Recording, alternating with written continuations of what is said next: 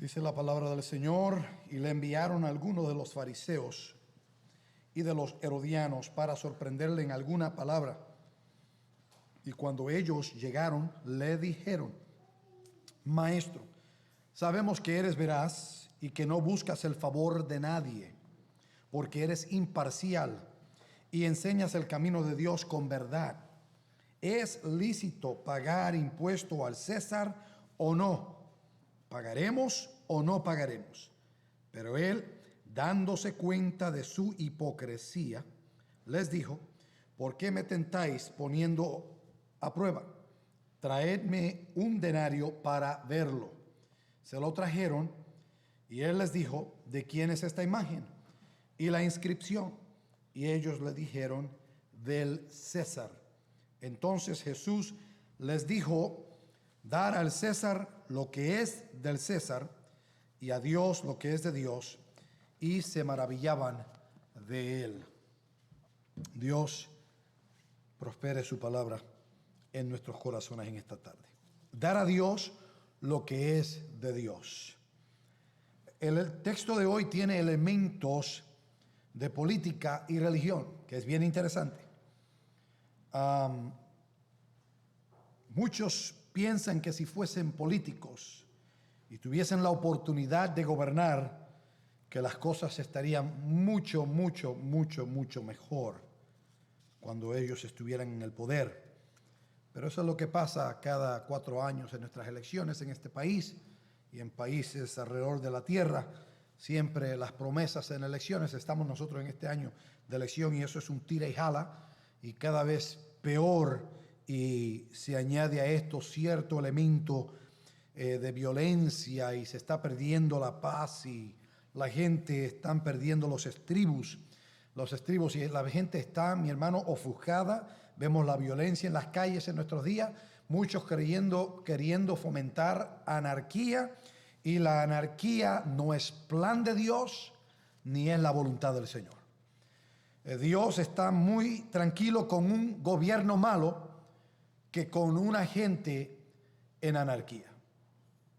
Y eso es importante entender. Y todos somos afectados por los gobiernos, por lo que hacen. Y todo el mundo aparenta tener una opinión de cómo las cosas serían mejor si estuvieran ellos en el poder. Pero lo hemos visto. ¿Cuántas veces los que corren para roles en el gobierno, una vez llegan a la posición, hay cosas ya establecidas que ellos no pueden mover? Y el gobierno es muy lento en muchos aspectos, mucha burocracia en muchas cosas. Y alguien dijo que el gobierno es más bien, se dedica más bien para crear problemas que no tienen soluciones, para hacer creer que han dado soluciones que realmente no solucionan nada. De manera que cuando se trata de la política y de la religión, muchos dicen estas dos no se pueden mezclar. Lo interesante es que hay una persona en quien se mezclan las dos, porque Cristo es ambos. Él es político y Él es Señor y Él es sacerdote. Él es rey y es sacerdote, de modo que es la única figura en toda la historia humana y en el registro bíblico que compende los dos oficios de reinado y de sacerdocio. Eso es importante. Solo Él puede manejar lo controversial y la complicación que envuelven ambas cosas. Ahora, cuando atravesamos el Evangelio de Marco, quiero recordarles que la situación está volátil. Si ustedes recuerdan, estamos en la última semana, cuando entramos en el capítulo 11 de Marco hasta el final, estamos ya en la última semana de Jesús y su ministerio en la tierra antes de la crucifixión. Jesús entró triunfantemente a Jerusalén y había retornado ya una y otra vez al templo, tratando otra vez con la hipocresía y la vanidad de los escribas y también de los fariseos. Su presencia entre ellos, retando la autoridad y las prácticas que ellos promovían, las prácticas religiosas, es decir, y todo esto les hacía estar más en compromiso y con la mayor idea y deseo de desprenderse de Jesús, destruir a Jesús a cualquier costo. Es en Marcos capítulo 11, versículo 18, donde leemos que los sacerdotes principales, los escribas, buscaban cómo destruir a Jesús. De manera, cuando dice destruir, ellos querían acabar con él y querían terminar con su vida para que no tuviese más, no fuese más molestia a su influencia y a su reputación. El texto de hoy nos revela los ataques muy calculados que fueron llevados a cabo contra Jesús antes de su arresto, antes de su juicio. Están los grupos élites religiosos del día combinando fuerza para silenciar al Señor y acabar con él y su enseñanza, su influencia en Jerusalén.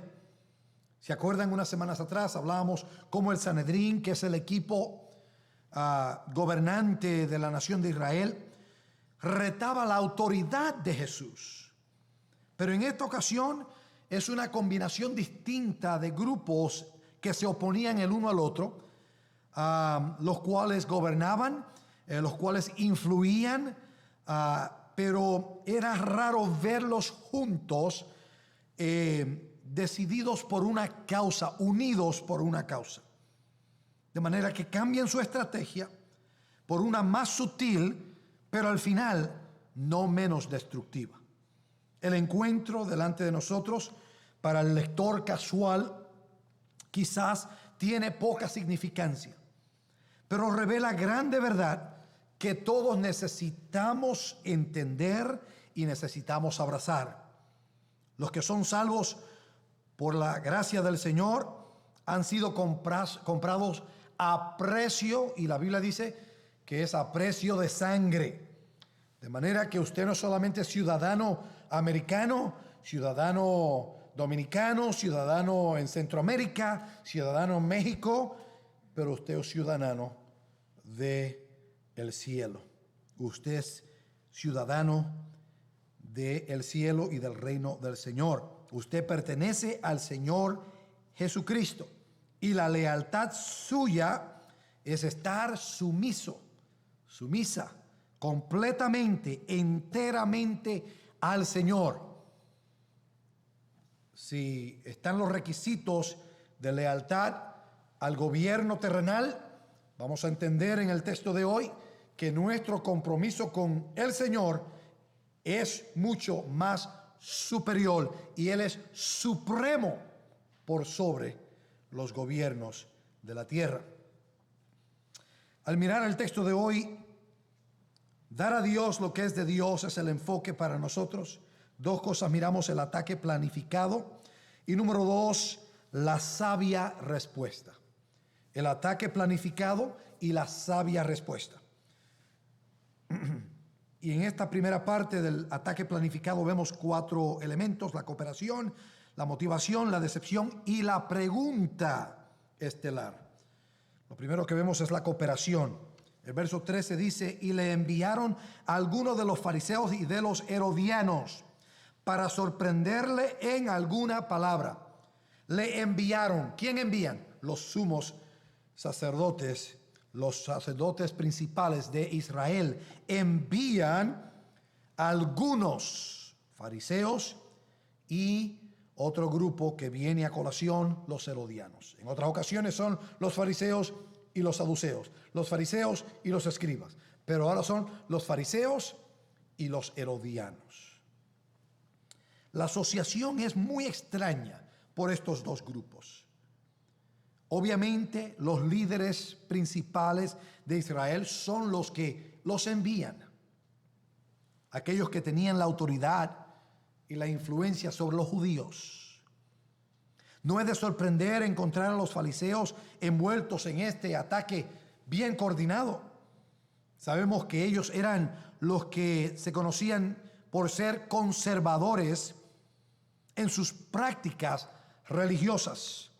Ellos se adherían estrictamente a la ley, a otras prácticas adicionales, y creían el requisito de ser aceptados por Dios. Ellos creían que se requería la aceptación de Dios por el guardar de ciertos requisitos, ordenanzas y ceremonias y demás. Eran legalistas. Condenaban a cualquiera que faltaba en sus compromisos, en sus prácticas, en sus creencias.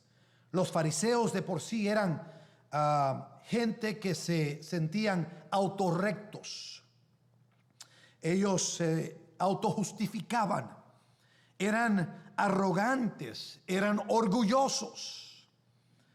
Además, representaban el nacionalismo entre los judíos, de manera que ellos representaban ese sentimiento nacionalista de los judíos. Pero entonces, ellos se unen en cooperación en este asalto con otro grupo. Y no son los escribas, no son los saduceos, en este caso los herodianos, que eran una facción política de judíos, los cuales eran leales a Herodes. De ahí viene herodianos. Ellos gozaban de los beneficios que habían de asociación con la ocupación romana. Ellos apoyaban la ocupación que Roma tenía en Israel, y por lo que ellos se daban a la tarea de avanzar la cultura, la política y la influencia romana. Ahora, estos dos grupos, los fariseos, los herodianos, no se llevaban el uno con el otro. Ellos vivían siempre en oposición el uno con el otro y evitaban unirse y asociarse solo si era necesario, y muy rara vez estaba esa oportunidad. Sus valores, sus metas se oponían la una al otro. Sin embargo, en esta ocasión se unen porque tienen una persona, un factor, un enemigo común al cual los dos aborrecen. Los fariseos aborrecen a Jesús, los herodianos aborrecen a Jesús, los saduceos aborrecen a Jesús, los escribas aborrecen a Jesús, todos aborrecen al Señor. Los fariseos, como dijimos anteriormente, representaban la parte conservadora religiosa de Israel, mientras que los herodianos eran de ideología liberal.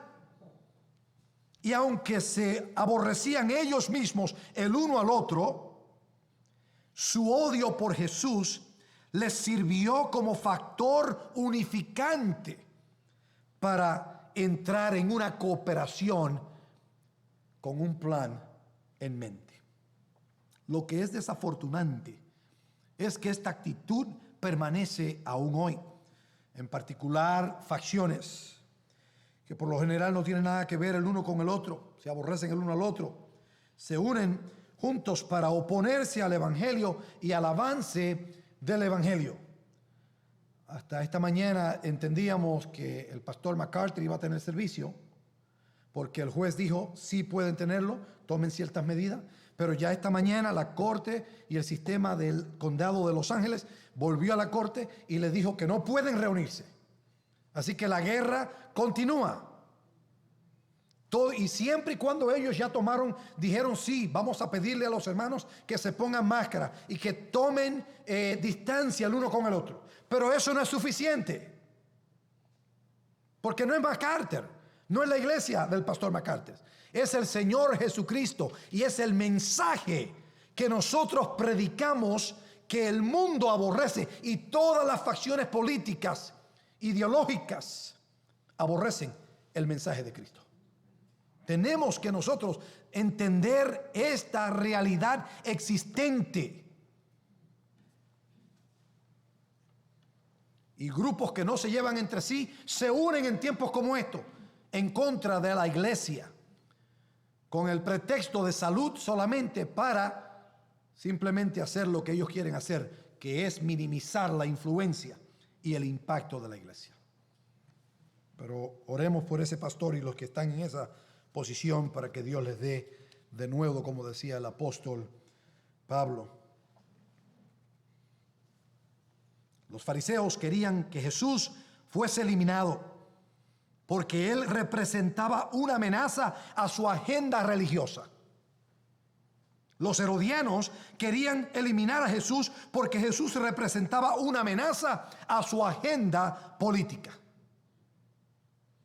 Pero miren lo interesante, tenemos unos molestos. Hay iglesias que están tranquilas y contentas con la guerra que se le hace al pastor MacArthur y otros como él. Porque son iglesias que no les interesa, no están predicando la verdad. No entienden que, como decía el pastor MacArthur en estos días, nuestra misión trasciende la orden del gobierno de decirnos que tenemos que cerrarlo todo, porque nosotros estamos bajo la orden de Dios a predicar este evangelio, porque somos lo más esencial en toda la tierra. Porque él dijo, al final del día todo el mundo se va a morir. Y el mensaje de nosotros es, antes de que te mueras, arrepiéntete y tórnate al Señor Jesucristo para que tengas el perdón de pecados y tengas esperanza de vida eterna. Eso es lo que nosotros predicamos. Pero la gente no quiere nada que ver con Jesús. Hay que entender que aunque muchos profesan a Jesús y reclaman ser seguidores del Señor, sin embargo, el verdadero Jesús, como es revelado en los evangelios y en toda la escritura, no encaja con ninguna religión ni con ninguna ideología política. Jesús no es ni republicano, ni demócrata, ni tampoco libertario. Jesús tampoco es independentista, ni nacionalista. Jesús es Jesús solo en una categoría única y separada de todos los demás. Hay gente que piensa que Jesús es más republicano que es demócrata. Jesús no es ni el uno ni el otro. Hay partidos que sirven mejor a la iglesia y a la causa de cristianos que otros partidos. Eso puede ser, pero Jesús no es ni el uno ni el otro. Jesús no tiene parte en ninguna de estas cosas, ni en ninguna ideología humana, sean conservadores o sean progresistas. Jesús está solo en una categoría aparte. Él es Señor y Él es Dios. Y Él es cabeza de la iglesia. Así que vemos la cooperación de grupos que se oponían constantemente, pero tienen un común enemigo en Jesús. Pero vemos la motivación. Verso 13, y le enviaron a algunos de los fariseos y de los herodianos para sorprenderle en alguna palabra. No había ningún deseo en aprender nada de Jesús ni recibir nada de Él. Vinieron con la intención de atrapar a Jesús, deseando buscar la manera que Él cayese en la trampa para acusarle por sus palabras y sus acciones. Si hablaba en contra de Roma, le acusarían de insurrección. Si se unía con Roma, entonces ellos lo hubiesen hecho perder credibilidad con la gente que lo admiraba. Ellos pensaban que tenían un plan maestro que habría de hacerle el daño mortal a Jesús y que Jesús habría de perder su credibilidad y que ellos entonces tendrían la acusación racional para acusarle entre el pueblo. Era una táctica de malicia, maliciosa, la que normalmente es promovida por el enemigo, y muchos continúan su liderazgo y muchos se van a largos extremos para formular preguntas o discusiones en tal manera que se presta para que haya acusación y haya condenación. Tales motivaciones nunca complacen al Señor, ni tampoco son energizadas por el Espíritu Santo. Es en Efesios capítulo 4 que leemos Efesios 4:29, que de nuestra boca no debe salir ninguna palabra mala, sino la que sea buena para edificación, la que sea buena para la necesidad del momento, para que imparta gracia a los que escuchan. Y no entristezcáis al Espíritu Santo de Dios, por el cual fuisteis sellados para el día de la redención. Sea quitada de vosotros toda amargura, enojo, ira, gritos, maledicencia, así como toda malicia. Esta es una cosa que opera muchas veces en muchos supuestos cristianos, que operan con malicia con otros. Malicia es tener una mala intención, es operar ciertas cosas, decir ciertas cosas, entrar en ciertas discusiones con la meta de crear algo malo en otra persona. Por lo general no estamos citando estas cosas entre nosotros, pero la Biblia dice que no entristezcamos al Espíritu de Dios que está en nosotros por estar en asuntos de malicia. Y esta gente usaron la táctica de malicia para atrapar a Jesús.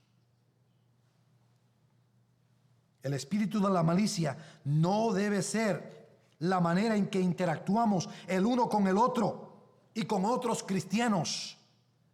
En la iglesia, cuando tenemos que investigar algo o cerciorarnos de algo, vamos al grano, vamos a hablar. Pero vivir maliciosamente, eso a Dios no le agrada, y eso el Espíritu Santo no lo genera ni lo produce.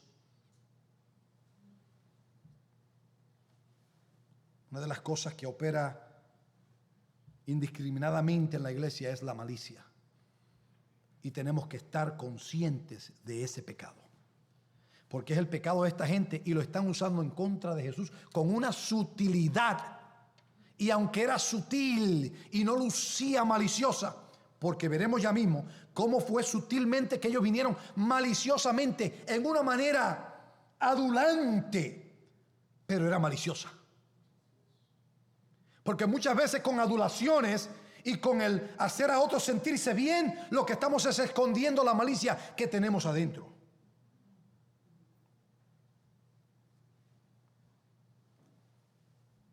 Estoy hablando en la autoridad de la palabra.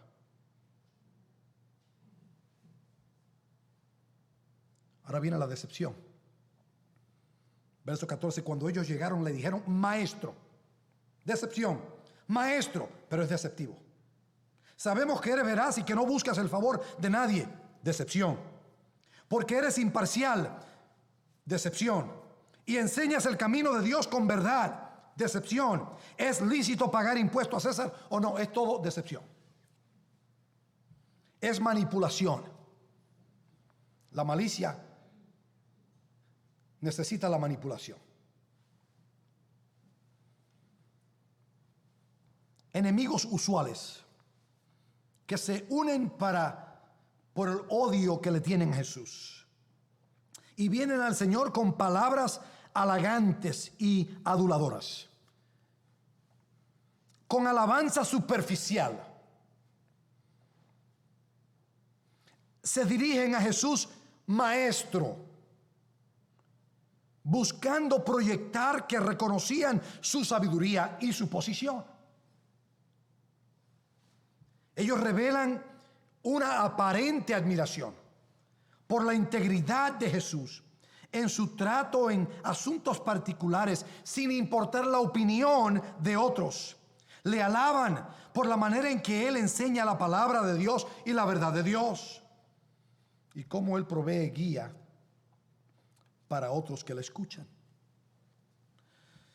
Esto es algo que es orquestado maliciosamente con una intención final, con una meta final. Ellos no habían recibido a Jesús como el Cristo. Ellos se ahuyentaron por los reclamos de deidad por parte de Jesús. Ellos no les importaba la enseñanza de Jesús. Ellos rehusaron escuchar sus palabras, su mensaje, su predicación. Ellos no admiraban al Señor. Ellos aborrecían a Jesús. Esto es algo que de veras tiene que darnos, tiene que concientizarnos a nosotros. O sea, estar en la iglesia toda la vida con corazón malicioso y todo el mundo se cree y todo el mundo opera alrededor de ti y nadie sabe la realidad de lo que tú eres. Mi hermano, eso es una afrenta al Señor. Una afrenta y seria.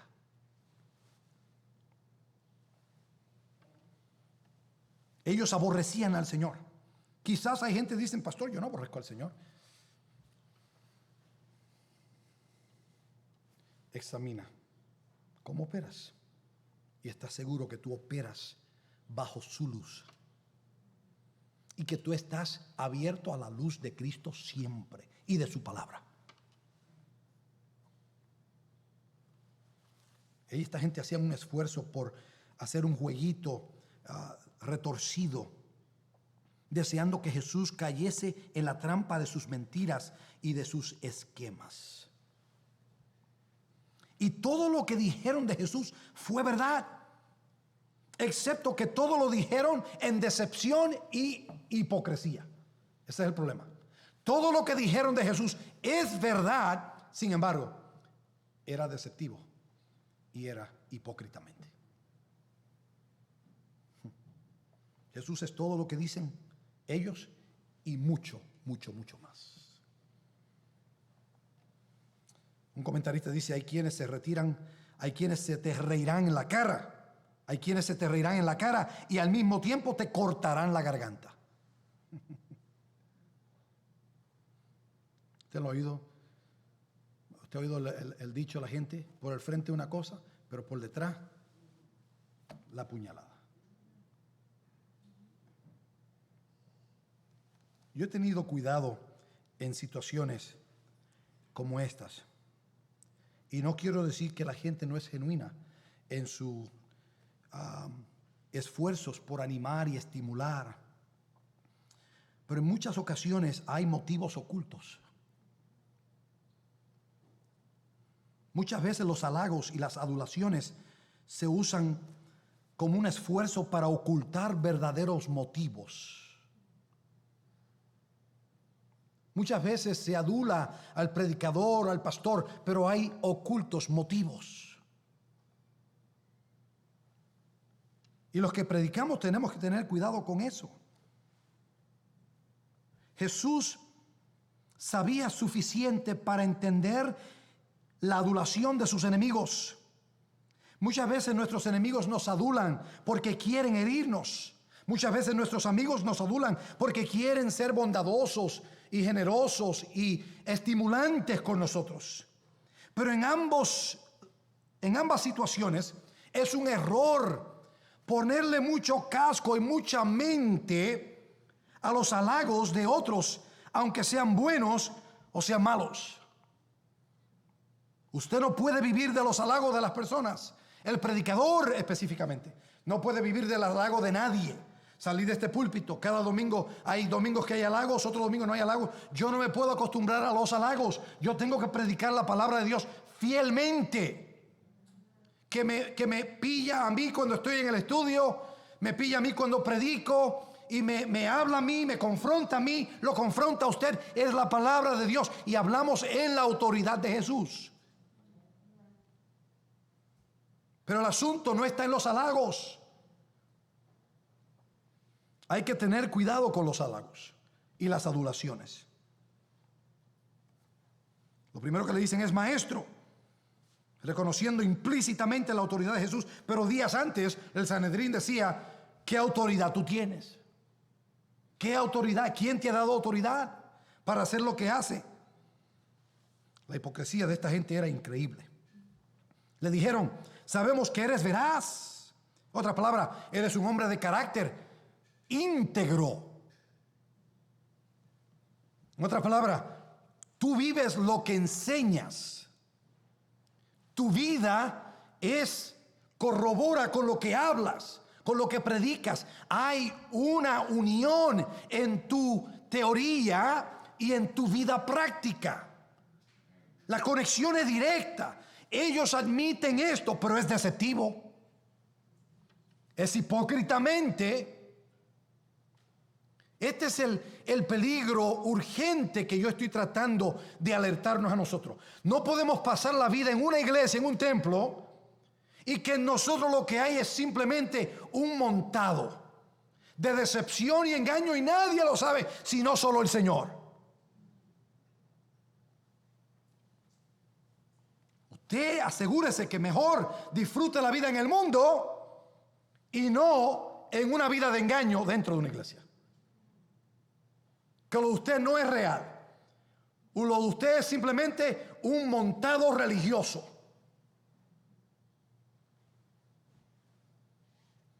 Ellos dicen, tú eres imparcial. Es verdad, pero es deceptivamente. Ellos decían, cuando tú hablas al rico, lo hablas al pobre. No importa quién. Cuando hablas a los líderes de Israel, hablas con el hombre más común del pueblo. Hablas la verdad a todos. Y añadieron, enseñas también el camino de Dios con verdad. Sin embargo, aunque una persona pueda tener la habilidad de enseñar y tener un alto nivel de integridad, porque viven lo que enseñan y son imparciales, al final del día también pueden estar muy equivocados. Y esto es importante. No importa cuánta sinceridad una persona tenga, si se toma el veneno, no importa cuánta sinceridad tenga. Sinceramente está errado en tomarse el veneno. Es que bendito, el hombre estaba tan sincero, creyendo que era una buena bebida. No, pues estaba bien sinceramente errado.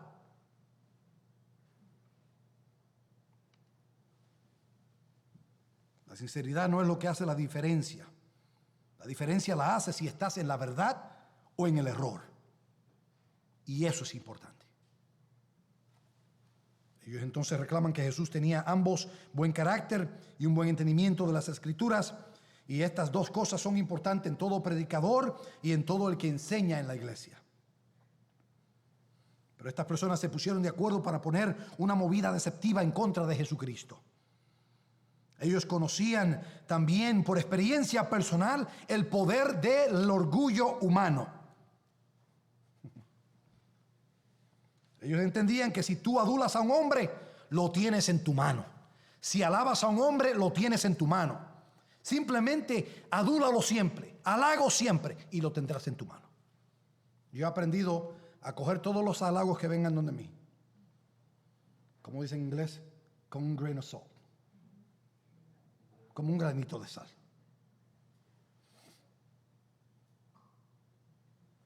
¿Usted sabe lo que yo irme para mi casa? Ay, qué bueno, dijeron buenas cosas de mí. Me dijeron que fue un buen mensaje, un buen predicación, una tremenda predicación, gloria a Dios. Y me voy yo para casa con aire.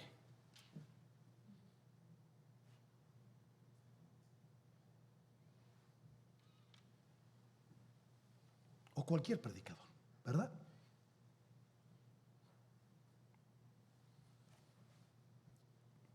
La alabanza que buscamos no es la de los hombres, sino es la de Dios. Es la del Señor.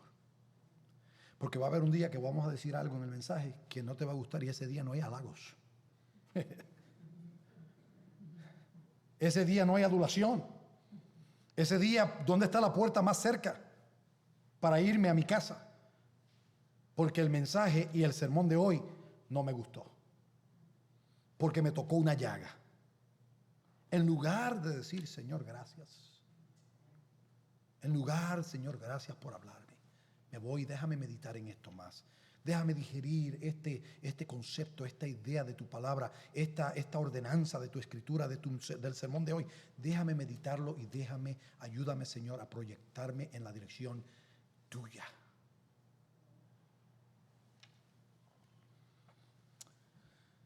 De manera que esta gente hicieron todo lo que podían por atrapar a Jesús con adulación, con halagos. Pero ellos no conocían a Jesús. Ellos se amaban a sí mismos. Ellos amaban la opinión que ellos tenían de ellos mismos y no toleraban al Señor Jesucristo. Ellos tenían una opinión de ellos, porque eso es lo interesante, que tenían una opinión de ellos. Ellos decían todas estas cosas que son verdad de Jesús, pero en ellos pensaban que ellos son mejor que Jesús. Usted se imagina estar en la iglesia y usted tener una opinión de usted que usted cree que usted es superior a otro. Por eso que el apóstol dice, no tengamos una opinión de nosotros que la que debemos tener. Tenga la opinión propia de usted. Ellos amaban su reputación, de manera que pretendían que no veían lo que realmente veían. Se hacían los ciegos, porque no hay peor ciego que aquel que teniendo vista no quiere ver. Ese es el peor ciego. El que teniendo ojos para ver, viendo lo que ve, se hace el chivoloco como que no vio lo que vio. Venir a la iglesia, oír la palabra de Dios semana tras semana y no haber cambios en nuestras vidas. Y como que Dios no dijo nada. Dios está llevando cuenta de todo eso. Porque Dios nos tiene a todos a nosotros bajo la mirilla santificadora de su palabra. Todo el tiempo. Él nos tiene bajo su poder santificador. Y Él quiere ver cambios en nosotros. Si usted está en la iglesia vestido en decepción y falsedad, es cosa de tiempo en lo que lo verdadero de usted se deja conocer. Es cosa de tiempo. En Efesios el apóstol dice, dejemos a un lado la falsedad. ¿Oyeron eso? Hablar verdad cada cual con su prójimo. ¿Por qué?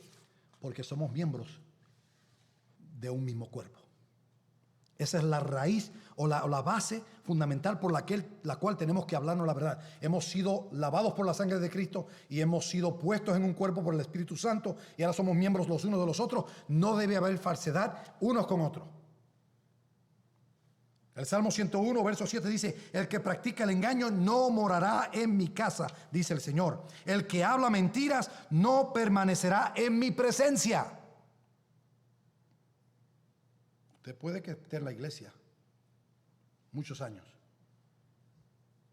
falsificando, decepcionando, engañando. Pero cuando llegue el tiempo final, usted no va a estar en la presencia de Dios.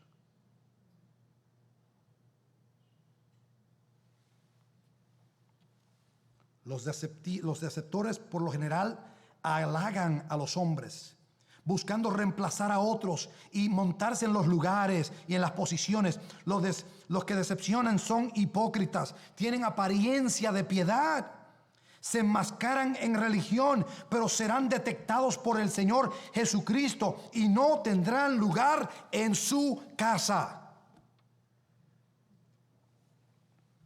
Pastor, yo he estado ahí, usted está hablándome a mí, pero arréglese con el Señor si está el que me está escuchando por YouTube o el que está aquí en el servicio de hoy.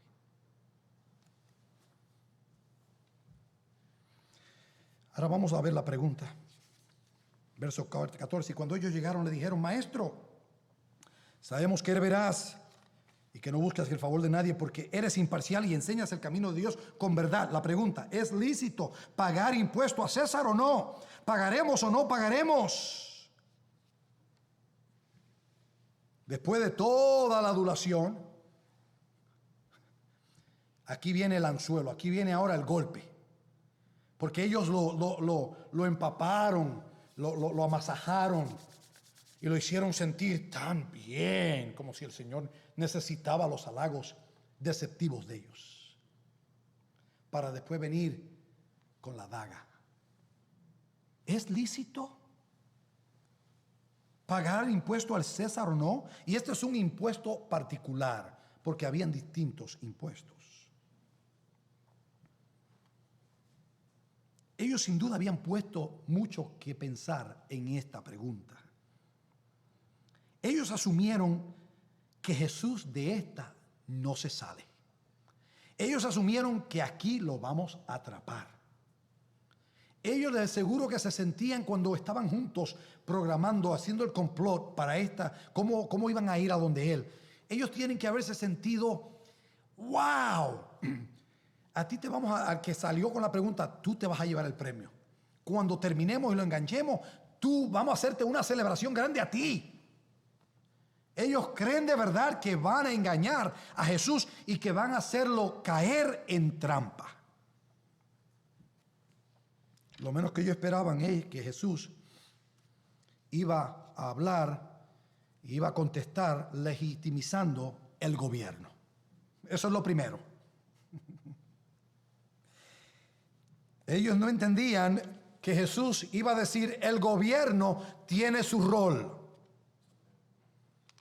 Ellos no sabían que Jesús le iba a decir, paga el impuesto, no te creas. Y el impuesto no era gran cosa, era un denario por año. Un denario por año, que equivalía al salario de una persona de un día. Si nos tocara a nosotros pagar el salario de un día al gobierno, como trabajamos hoy día, eso sería un guiso, hermano. Pero realmente en Estados Unidos, los que trabajamos aquí, los primeros 4 o 5 meses del año realmente le pertenecen al gobierno.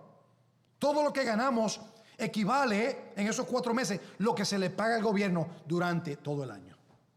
4 meses o 5 meses de trabajo. El resto es lo tuyo. Eso casi la mitad de un año. Ellos están ahí hablando de los impuestos de una vez al año, que era el impuesto del censo, que los romanos tenían establecido para traer a colación el número de la gente, tener en cuenta, llevar a cuenta cuánta gente había, y para llevar ese trabajo tenían un impuesto para cubrir los gastos del censo. Ellos dicen, es lícito.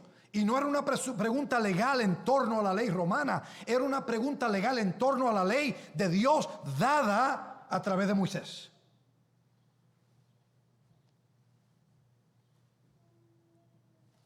Entonces, ¿qué sucede?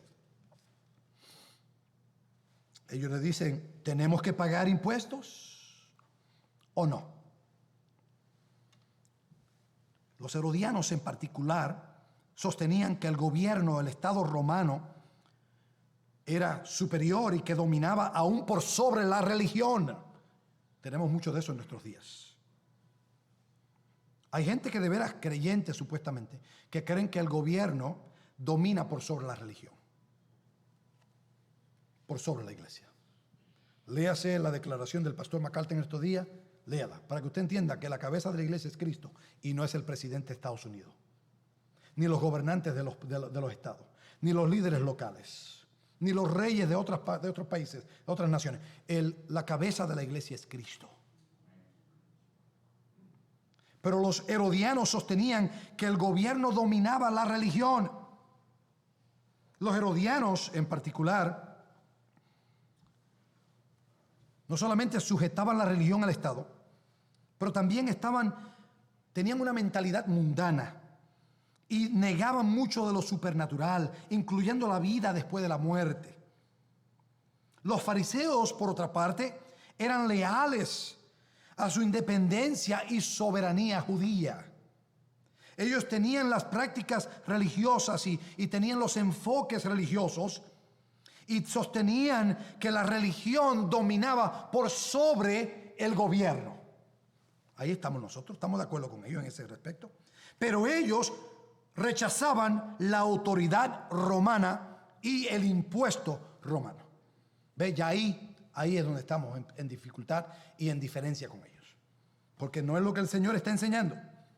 El Señor va a enseñar que el gobierno tiene que obedecerse y tiene que respetarse. Ahora ellos creen que tienen la perfecta pregunta para condenar a Jesucristo. Si Él rehúsa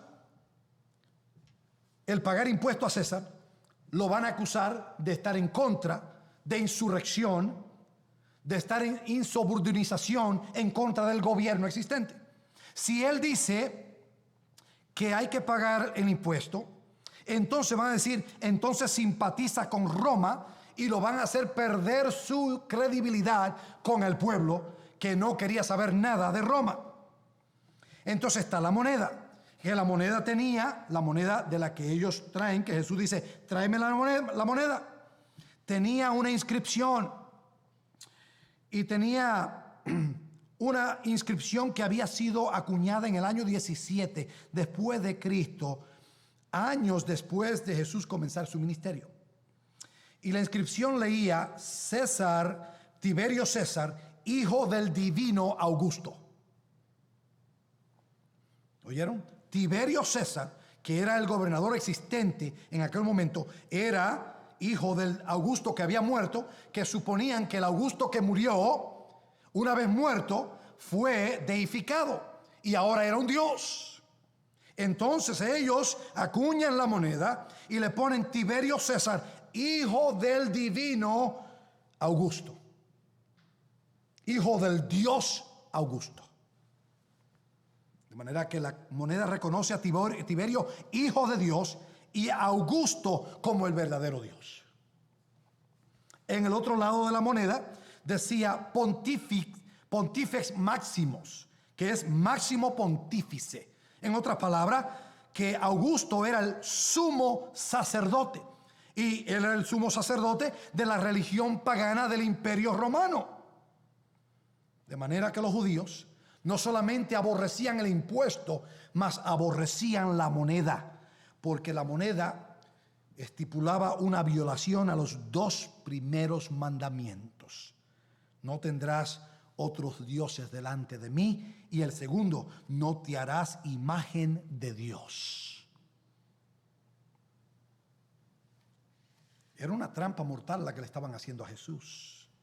Si él respondía sí, entonces lo exponían al pueblo como un falso Mesías que quería promover el poder de Roma. Si respondía que no había que pagar el impuesto, entonces lo iban a someter a las autoridades romanas. De manera que Jesús estaba en una posición donde pierde.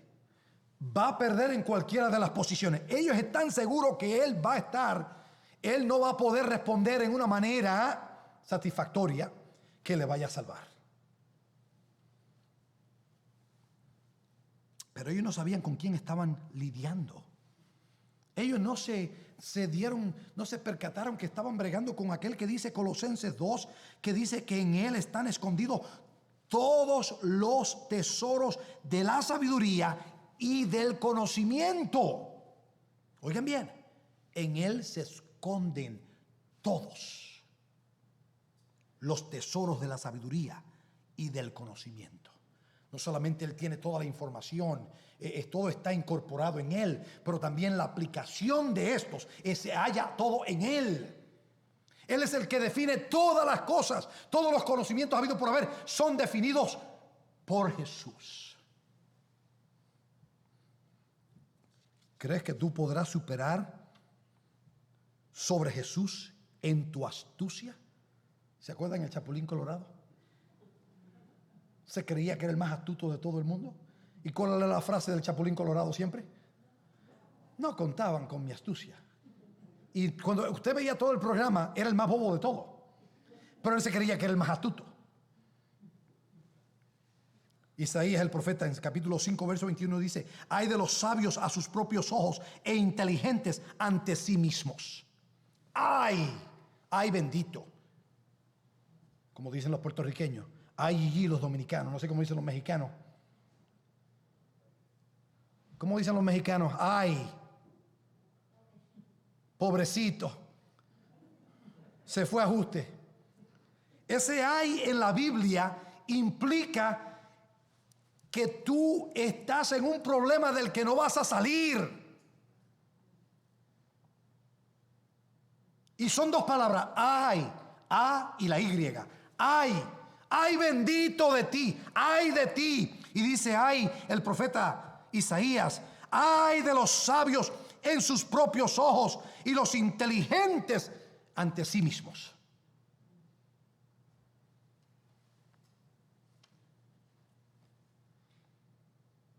El peligro es mortal.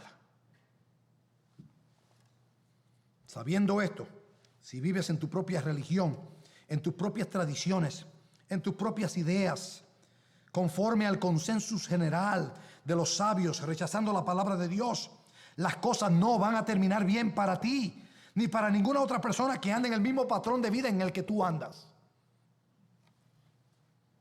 Nadie es mucho más sabio que Jesús, ni el Salomón con toda sabiduría que tenía. Jesús es más sabio porque en él se esconden todos los tesoros de la sabiduría y del conocimiento. Era imposible atrapar a Jesús. Imposible atrapar a Jesús. Segundo punto, la sabia respuesta. Su sabiduría se deja ver.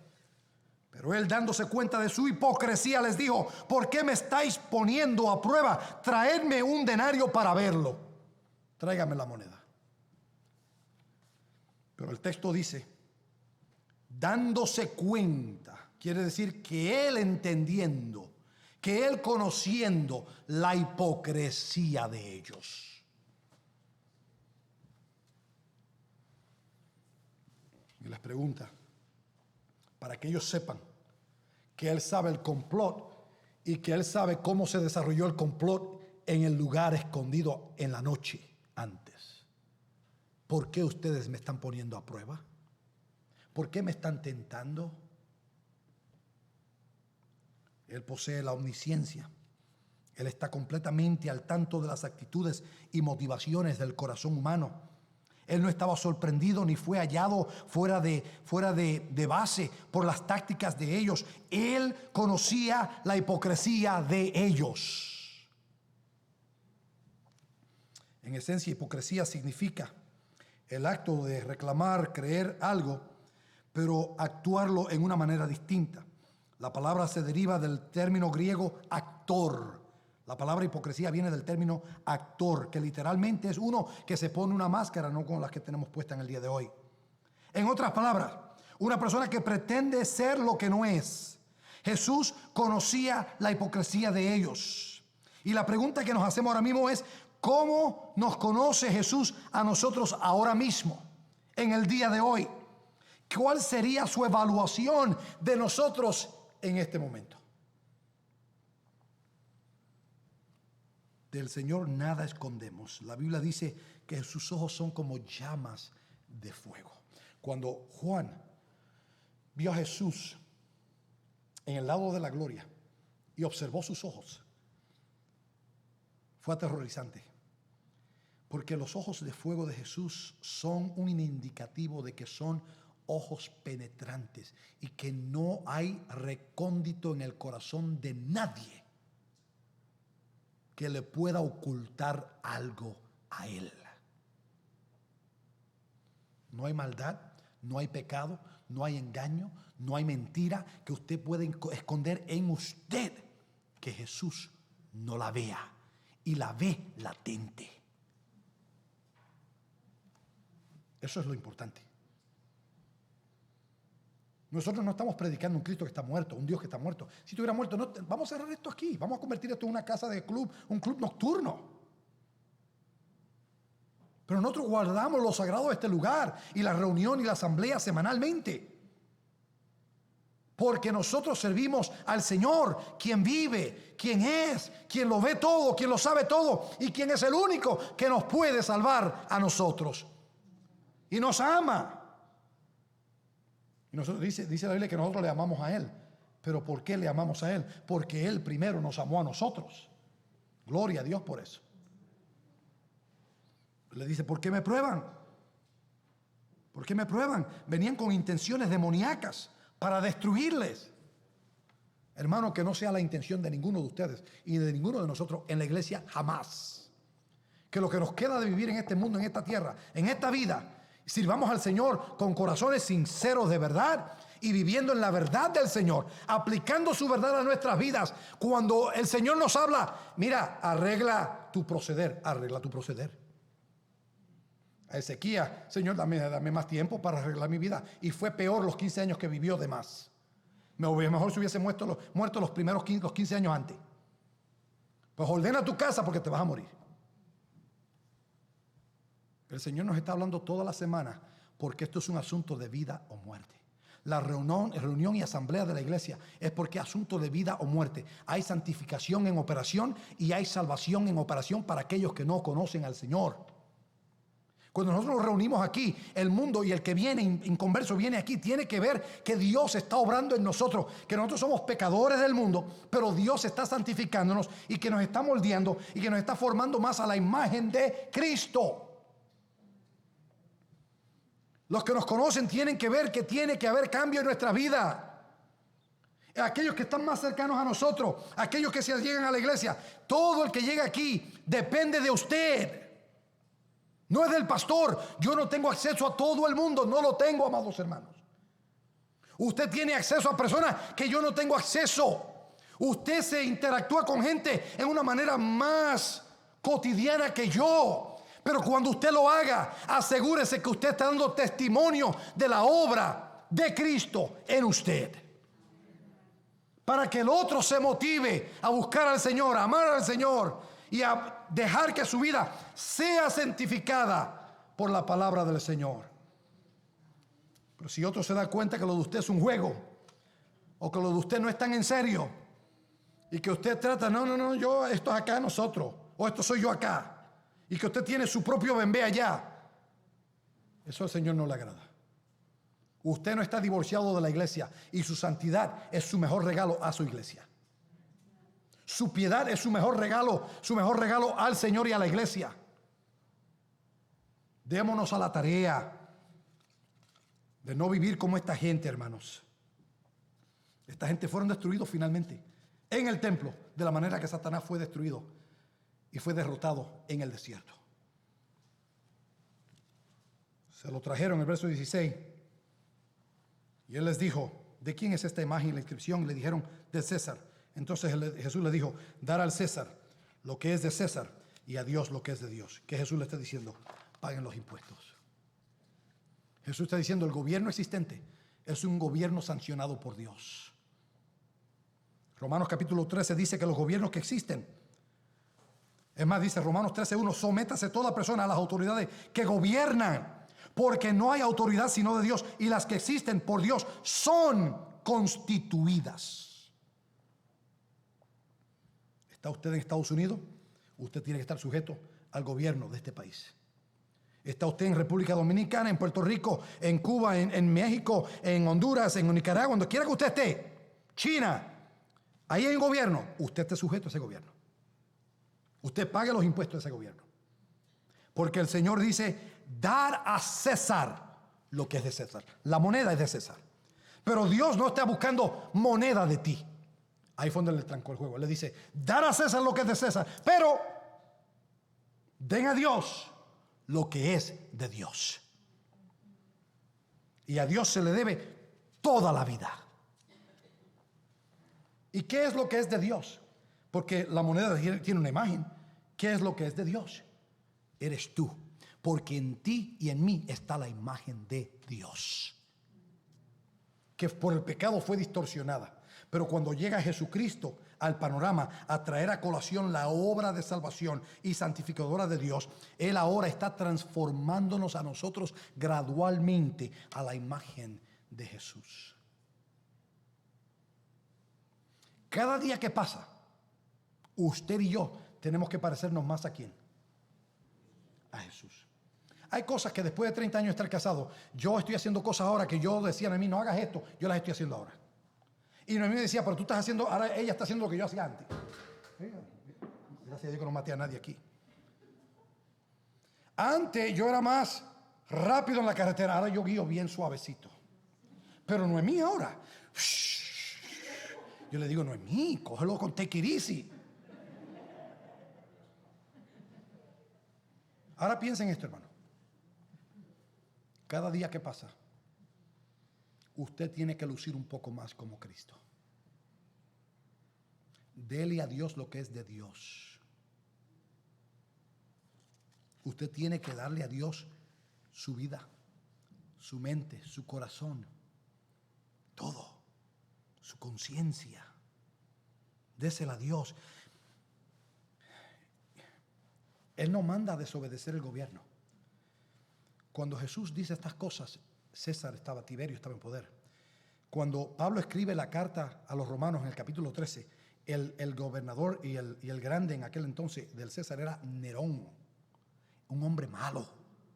El primero en traer la persecución a la iglesia cristiana en el primer siglo. Sin embargo, Pablo escribe a los hermanos de Roma que viven en la capital romana, obedezcan a la autoridad humana y a los gobiernos civiles. quienes fueron responsables, el gobierno imperio romano es responsable por matar, martirizar a los creyentes y a los apóstoles. A ese gobierno dice la palabra, obedezcan.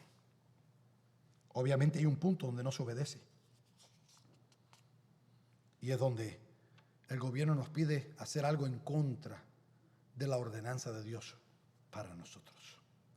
Tenemos palabra de Dios para eso, que Pedro se opuso a la orden del gobierno, que le dijeron, no prediques más en ese nombre. Ya te lo advertimos, y se fueron a predicar. Pero mira los hombres que ustedes los azotaron, ahí están predicando otra vez. Los volvieron a llamar y le dijeron, ¿no les dijimos que dejaran de predicar en ese nombre? Nosotros tenemos que obedecer a Dios antes que a los hombres. Ya. ¿Entienden?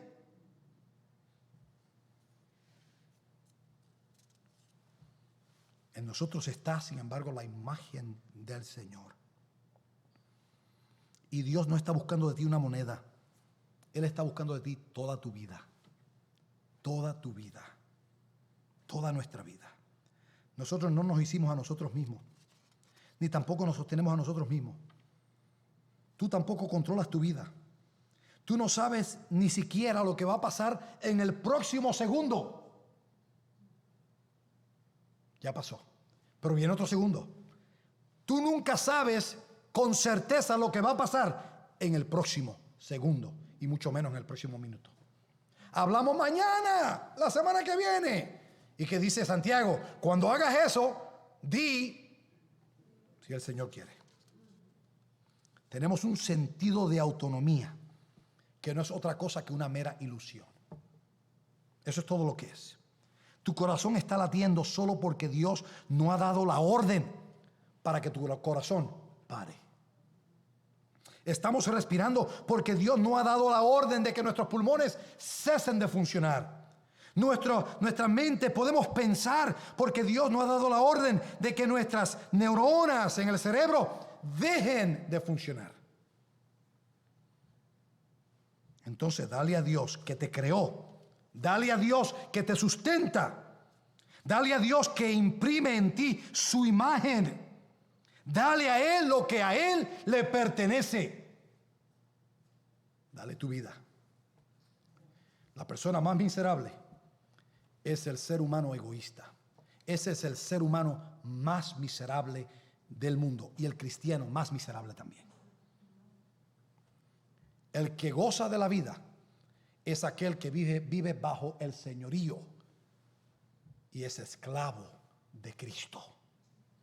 Esos viven felizmente, alegremente, gozosamente, en las altas y en las bajas. Están gozosos porque están bajo el señorío de Cristo, quien gobierna cuando están las cosas buenas y cuando están las cosas malas. Él gobierna. Cuando estamos sanos y cuando estamos enfermos, Él gobierna. Él gobernó el día en que tú naciste y Él gobierna el día en que tú vas a morir. Yo lo que siempre le pido al Señor, Señor, cuando yo vaya a morir, dame gracia para morir. Para morir con fe, esperándote, confiando en ti, creyendo en ti, alabándote a ti y seguro en ti. Porque todos sabemos que nos vamos a morir, pero no queremos morirnos. Yo no quiero morirme todavía, pero nos vamos a morir. De manera que si Él es el que te da la vida y el que te sustenta, entonces dale tu vida. Porque es mejor que tú estés en Él y que Él esté operando en ti, que estar ausente de Él y te das a una vida de miseria y a una vida trágica. Tu fin será trágico. Lo más trágico es vivir en este mundo engañándose a sí mismo, haciendo que somos y no somos. Porque vivimos en un sentimiento de autonomía. Yo estoy en control. Yo estoy viviendo la vida y yo tengo el control de la situación. ¿De veras? ¿Tú lo tienes? ¿Tú lo tienes? No importa cuán sano tú estés hoy, tú puedes morir en el día de hoy. Y otro que esté enfermo dura 50 años más. porque la última palabra la toma el Señor. Pero lo que tú tengas para vivir, dale a Él lo que Él te dio. Él hace la impresa de su imagen en ti, que fue distorsionada. Pero de que Cristo llega, Cristo hace posible una operación en nosotros gradual. La Biblia dice que vamos de gloria en gloria. Pero si usted está yendo de gloria al infierno, usted está en otra órbita. Si lo suyo es de gloria al infierno, usted está mal. Usted necesita ir de gloria en gloria, porque hemos sido llamados conforme al propósito divino del Señor para que seamos hechos a la imagen de ¿quién? De Jesucristo. Y se maravillaban de su enseñanza, dice el verso 17. Uno no puede venir en contacto al Cristo viviente y no caer postrados a los pies, maravillados en su presencia. Termina el verso 17 diciendo que cuando él terminó de responder, cuando dijo dar a César lo de César y a Dios lo que es de Dios, Jesús estableció: si César es un gobierno legítimo, pero hay una autoridad suprema superior a César, y es Dios. Su lealtad debe ser primeramente al Señor. Usted no es primeramente americano y después cristiano. Usted primeramente es cristiano y después americano. Amén. O norteamericano. O primero cristiano y después puertorriqueño. Cristiano y después dominicano. Cristiano y después mexicano. Cristiano y después centroamericano. Pero no es al revés. Cuando usted es la cultura suya primera humana, usted tiene un problema. Usted tiene que cambiar el caballo al frente y la carroza atrás. Su fe es primordial. Yo no soy Muñoz primero y después cristiano. Yo soy cristiano primero y luego Muñoz. La familia pasó a un segundo lugar por causa de Cristo.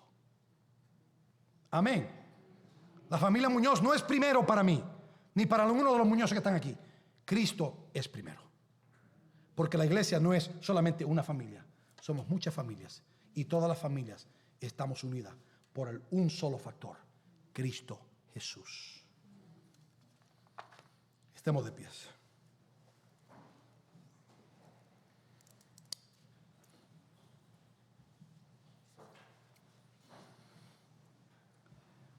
Cuando se vaya hoy, hermano, porque el pasaje es muy relevante para nosotros, vamos a examinar nuestros motivos, nuestras actitudes. Vamos a examinar nuestra devoción al Señor Jesucristo y asegurarnos si en nosotros hay agendas secretas para avanzar, agendas personales. Si lo nosotros aquí es simplemente para sacar ciertos beneficios el uno del otro y no es lo espiritual, ahí hay problema. Ahí hay problema. Examinémonos hoy para asegurarnos que lo que está de frente, lo que tiene prioridad en nuestra vida, es Cristo y su reino y su iglesia. Todo lo demás es secundario. Amén. Dios y Padre, te alabamos y nos maravillamos, oh Dios, por la autoridad de tu palabra.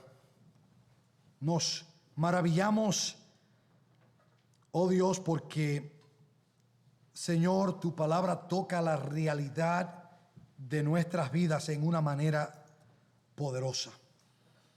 En una manera, Señor, tú te allegas a nosotros y tocas nuestra realidad del momento. ¿Dónde estamos ahora mismo? Padre, tenemos que evaluar y examinar. Y hay quien hoy quizá no te conoce, quien hoy vive para sí. Tu palabra dice: oh Dios, que tú has venido, que Cristo murió en la cruz, para que todos los que vivían para sí mismo ya no vivan para sí mismo más, sino para aquel que murió y resucitó por ellos. Señor, que nuestra vida, que nuestra manera de vivir sea demarcada por nuestra devoción y compromiso con el Señor primeramente. Señor, todo lo demás es secundario. Tenemos que obedecer al gobierno, tenemos que pagar los impuestos al gobierno, pero también entendemos que hay una línea divisoria, que hay una línea donde si el gobierno, Señor, se interpone, en contra de las ordenanzas de Cristo para nosotros como iglesia, esos son los momentos donde por tu palabra podemos crear y tener la desobediencia civil. Pero mientras tanto, tu palabra nos llama a someternos a los gobiernos existentes porque por Dios han sido establecidos. Padre, gracias por enseñarnos tu palabra por tu palabra. Señor, hay autoridad en tu palabra, la cual hoy nos choca realmente. Permítenos, Señor, meditar esto bien. Oh Dios, arrepentirnos donde tengamos que arrepentirnos y ser cristianos de verdad, cristianos verticales, cristianos genuinos y auténticos, cristianos reconocidos por el Señor como gente que de veras aman al Señor, temen al Señor, creen en el Señor, sirven al Señor con gozo y sirven al Señor sin engaño, sirven al Señor de verdad. Oh Señor, te rogamos que así sea con cada uno de nosotros en el nombre de Jesús. Y toda la iglesia del Señor dice: